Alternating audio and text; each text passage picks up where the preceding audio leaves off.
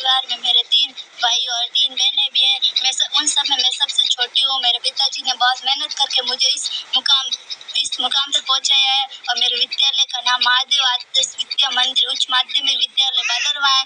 इसके व्यवस्थापक जी विक्राम जी खोरवा और गुरुजनों ने मुझे बहुत ही इसके लिए जागरूक किया, जिसके कारण ही मैं इस मुकाम तक पहुँच पाई हूँ।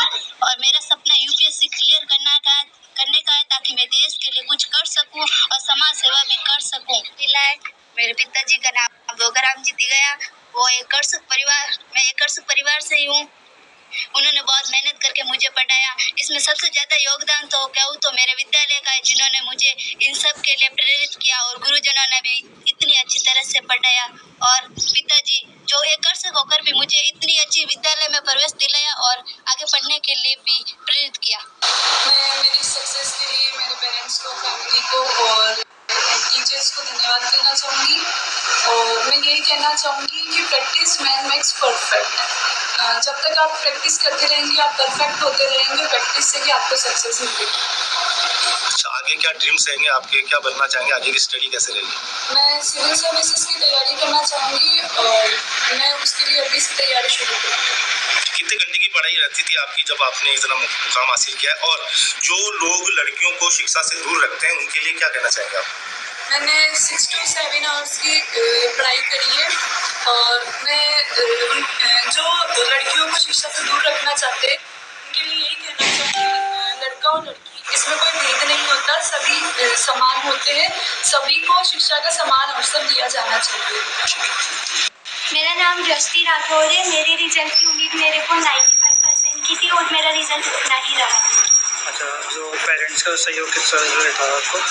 मेरे पेरेंट्स का सहयोग मुझे शुरू से ही रहा है, बचपन से ही, और अभी भी वो उतना ही सहयोग करते हैं मेरी स्टडी के लिए और मुझे हमेशा मेरा फेवर करते हैं। अच्छा, जो डेली आपका स्टडी का टाइम रहता था, कितना टाइम रहता था और कितना टाइम रहता था आप स्टडी को?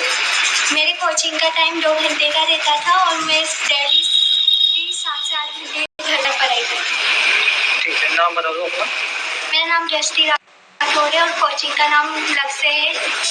मेरा नाम प्रभा मीणा है और मैं गुराइता गांव सांगोद से बिलोंग करती हूँ। मेरी मम्मा एक गवर्नमेंट स्कूल में प्रधानाध्यापिका है। मेरे पिताजी किसान हैं और इस साल 12th के रिजल्ट पे मैंने मेरे बोर्ड्स में 98.20% प्राप्त किए हैं साइंस स्ट्रीम के साथ। तो ये जो मेरी जर्नी रही है ये काफ़ी ज़्यादा अप्स एंड डाउन से भरी हुई रही है, लेकिन निशान के एनवायरनमेंट ने हमेशा मुझे मोटिवेटेड रखा कि हाँ प्रभा तू ये कर सकती है।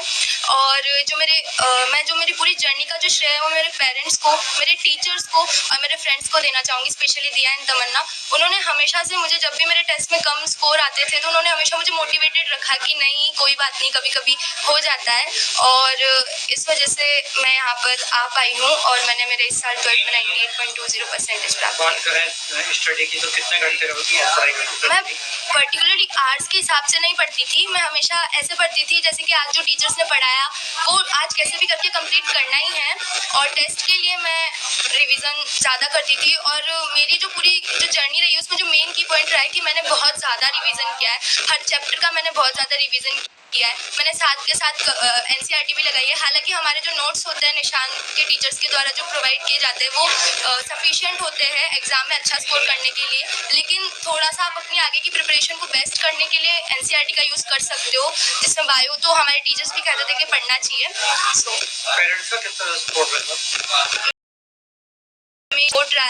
मैं ये कहना चाहूँगी कि अगर मेरे पेरेंट्स नहीं होते तो शायद मैं यहाँ नहीं होती। मेरे पापा हमेशा से मुझे हर चीज़ में लेके सपोर्ट करते आए। मेरी मम्मा मेरी बैकबोन है, मैं हमेशा उनसे मोटिवेटेड रही हूँ क्योंकि उन्होंने भी ऐसी कंडीशंस पे पढ़ाई की है जो कि बहुत ज़्यादा मोटिवेशन देती है मुझे। और मेरे जो पापा हैं उन्होंने कभी मुझे ये रियलाइज़ नहीं होने दिया कि मैं लड़की हूँ या फिर ऐसा, क्योंकि हमारे वहाँ पे इतना लड़कियों को इतना पढ़ाया नहीं जाता।